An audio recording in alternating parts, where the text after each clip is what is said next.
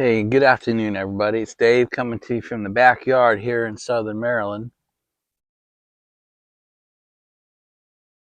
It's about 4 o'clock Sunday afternoon. It's 50 degrees, almost crystal clear, a little bit chillier than the last few days. Got a slight breeze, but nothing too crazy, maybe 10 miles an hour coming through. For me to do a fireside chat, I needed to get a little bit darker, and that doesn't happen until about 7:30 now.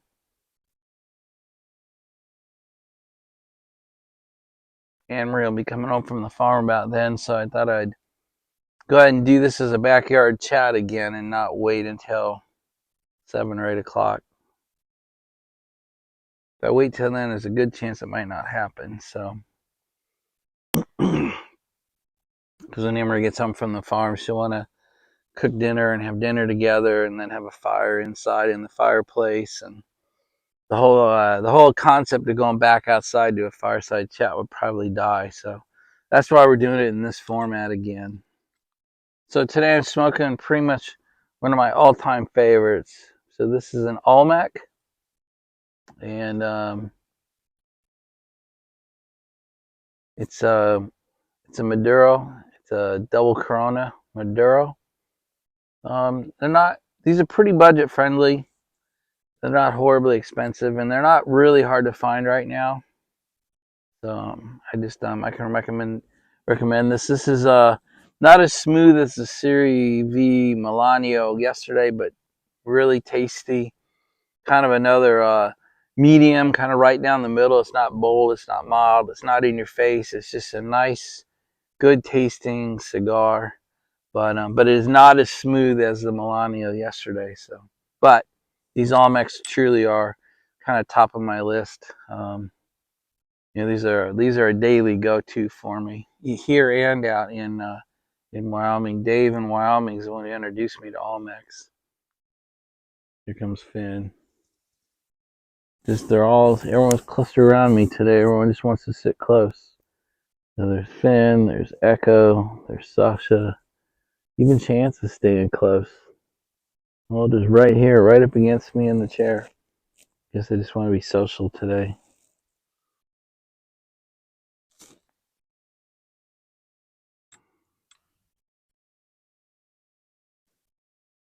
So I sure have been enjoying reading American Cause, just reading the book in general, and then turning around and reading the highlights to you guys. It's actually been pretty enjoyable. We've done 3 sessions now. We're up through chapter 4. I imagine we'll need 5 or 6 more to get through. I'll probably do one a chapter, like I was saying.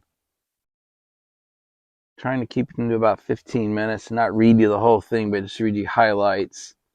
But the whole book is pretty small. I mean, it's 150 pages, 10 chapters, pretty good sized print, quite a bit of spacing, large margins. So it's not a comprehensive review of our history. It's really meant to introduce us to the concepts and principles that we base the country on. So anyway, I noticed a bunch of you started to say, hey, I'm buying that book. I've already bought that book. I'm reading that book. So it's kind of good if Alan Harrelson's book club can inspire a bunch of us to read, and then those of us who are in the club can inspire others. It's a good thing. So I just think the more people who are aware of this material, the better. Anyway, we'll keep at it. We'll start on it tomorrow. Keep going again. So I just appreciate how many people are viewing those videos and making comments. So thank you for that. Finn and Sasha having a little bit of fun. Apparently, these two really missed each other while we were gone. Amory said Finn was sad the whole time, and I know Sasha missed Finn. So this is why these kind of gentle play moments, some wrestling. Anyway, it's just nice to see them back and enjoying each other. It's kind of fun to see Sasha throwing herself on the ground. She could easily be the dominant one, and she tries to take it easy on Finn. So it's nice to see.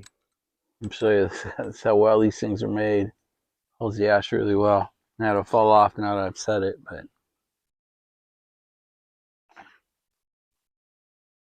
yeah, really really well made stick. So guys, I've had a Had a great weekend here. The weather's been just perfect. Um, I missed this time of year last year because I stayed out in Wyoming. I missed most of March and April, and then Powder Piper came out in June with me. But I missed spring last year because spring here in Maryland is really March and April. And by the time you get too much into May, it gets pretty warm. And so it's just nice to be here for this. So I'm hoping catch two springs this year. Catch March, April, and part of May here, and then catch the end of May and June in Wyoming, which was spring out there. So that'd be nice to catch two springs, and maybe spend most of the summer out there. Summer is my least favorite time here in Maryland. We have a lot of double triples, a lot of 100-degree days with 100% humidity. So from the middle of June to middle of September, those 90 days, I kind of prefer to be somewhere else. And Wyoming is kind of perfect during that time. So maybe we'll spend a little bit more summertime this year out there. And I've got that huge tree project looming over me. So it'd be nice to spend some extra time out in Wyoming and get that done. But part also what makes the weekend perfect was, I got to spend coffee time with Anne Marie pretty much every day this week, especially yesterday and today. We had nice dinners the last few nights. We got to go see her mom yesterday. I've got all my paperwork done, all my emails are addressed, all the bills are paid, all my investing prep work for tomorrow morning is done. So I've got to make several appointments and get a couple things set up next week. But I know I've got it on a list, who I need to call, what the phone number is, and what I'm looking for. So I just feel really super calm going into Sunday evening in preparation for Monday. I love that. I love when Sunday afternoon is calm and easy because I've got the week pretty much all laid out already. Feels good. Yeah, I spend a lot of time talking about goals for the year. Not resolutions, but just goals. It may sound like a nightmare to you guys, but we are 8 days away from being 1/4 of the years behind us. That means we need to have 25% of our goals done for the year, or at least 25% of all our goals behind us, or we're probably running behind. And that probably didn't seem possible in January, but here we are. 1/4 of the year is behind us.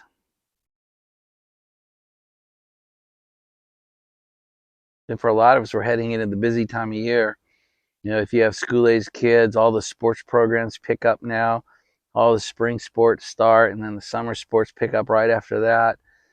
Family vacations, just all those things start to kick in and start peck away at our ability to get our annual goals done.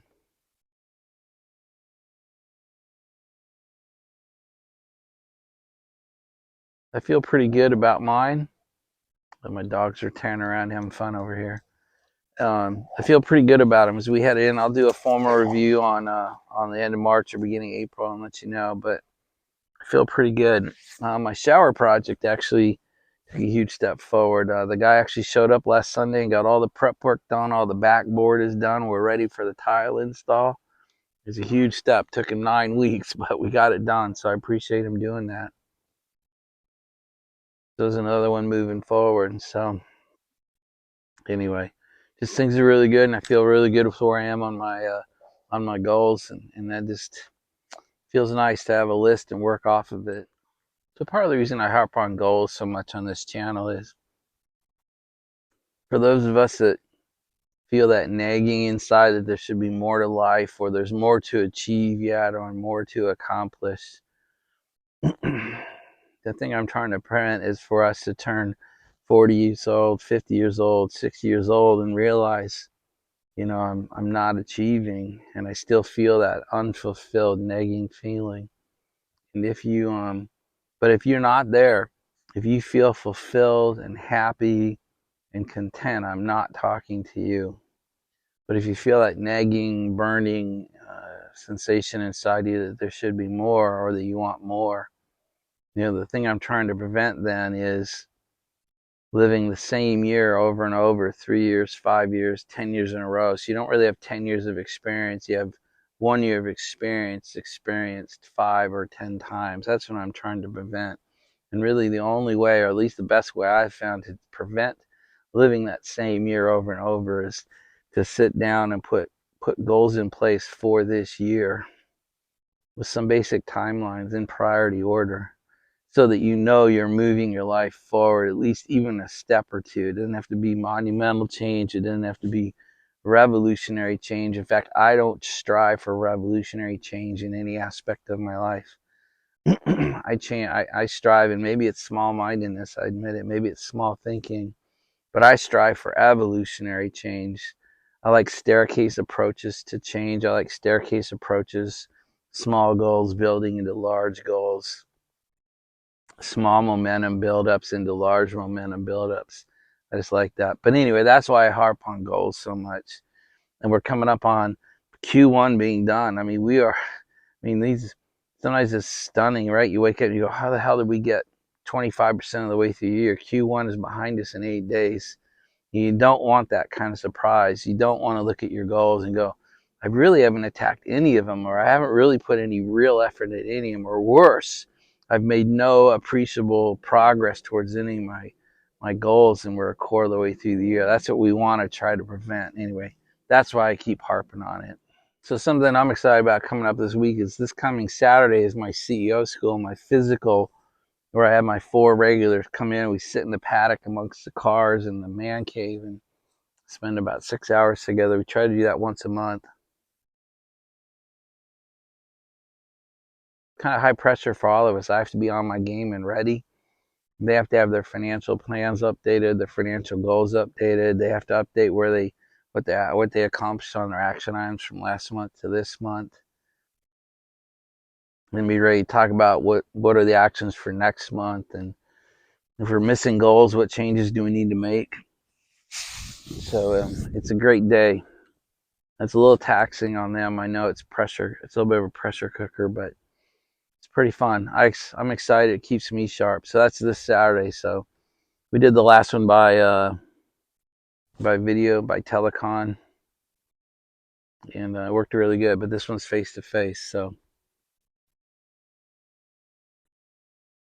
this is a good segue. Several of you and I have had some calls, follow-up calls. Several of us have had our first calls. And it's really coming up on time for your second call. Go over kind of how you're doing against your goals and action items, and how serious you think you are, and if you want to keep going or not. So anyway, if you've had 1 or 2 calls with me, let's try to get the next ones up. And if you're interested in a first call, you feel stuck, or you need help with goals, or something's not going right, if you need any assistance, if I can provide you any help at all, please text me, respond to this, put comments in the video, or send me an email. It's a Gmail account. It's in the description of the channel, or just put a comment and I'll send it to you. But if I talk too much about email addresses, for some reason YouTube deletes the video. I'm not really sure why. So I don't really have anything planned to talk about today. I guess I just had the idea to talk about what I guess I would call social isolation, because I feel it here way more than in Wyoming. It's weird that I can live 30 miles from the White House. I'm literally just outside of DC. I'm a half hour from Baltimore. I'm 20 minutes from Annapolis. I'm 20 minutes from the edge of DC. But it's amazing how isolated and quiet my life has been. I spent my whole life focused on building a company, raising my kids, and taking care of Anne Marie and her family. And now that my kids are grown and gone, and I had 4 friends, but that group has fallen apart. I've done this before. One died, one moved away for good. One has changed his behavior so his wife comes with him to everything. So it's kind of strange here. My best friends are Anne Marie and my 4 dogs. I don't think I regret that, but I feel it now after being here a week, because I have such good friends now, such great social connections, because of the lambs out in Wyoming. So I don't know if you guys feel it. I sense a lot of you do. When I watch your videos, I don't know if any of you are doing anything about it. If you are, maybe do a video on it, or at least put a comment here. Maybe I can learn something too. Anyway, it's not bad. It's just a much quieter life here, which is really weird. For me to say I have a much quieter life here in the metropolitan DC area versus out in the wilderness of Wyoming, you'd think it'd be the total opposite. But I literally have 10 or 12 pretty good friends that I see almost 7 days a week out in Wyoming, and out here between my wife and my dogs, and that's really about it for me. So I don't think I regret it. But if I could develop a couple of friends out here the same way I've developed them out in Wyoming, that would be good. It's not sure how to go about it. The lounges here are way, way different. Um, the one that's closest to me is just dirty and foul. I have no interest in it. And the one that's nicest near me is essentially a dick measuring contest. I guess we haven't talked too much about that. A lot of cigar lounges I go to, including the one in Manhattan on Wall Street, the Potter Piper and I went to, they're super nice and they're a fun experience to go to, but the conversations that people have, the guys have in there, are all boasting and kind of in your face and trying to make sure that you understand that they're more successful than the other people or whatever. And I have no interest in that in this point in my life. And I would say that's one of the greatest barriers to me really making new friends in this area at 60 is I'm just not interested in how successful you are. I really have no judgment. I don't care how poor or rich you are. I don't care how successful or pedantic your life is. I really don't care. And I really don't want to be around a group of guys or in an environment where that's pretty much the entire conversation that goes on. Again, I don't know what you guys are experiencing. I'd love to hear your side of this.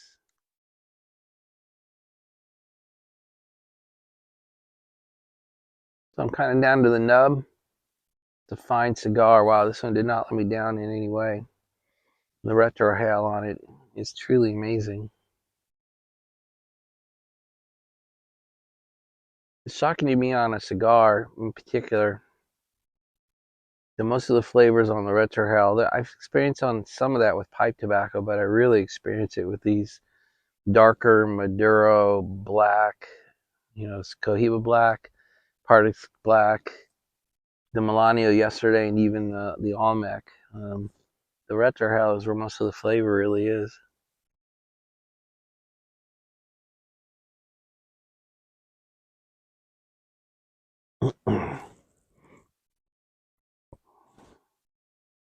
All right, guys, I think I'm going to wrap it up. Probably went longer than I expected, and I really didn't say much. Those are the dangerous videos, the ones that you start with nothing to talk about. Sometimes you ramble on forever. So I sure hope you had a good weekend. Hope you have got a great week already planned out in front of you.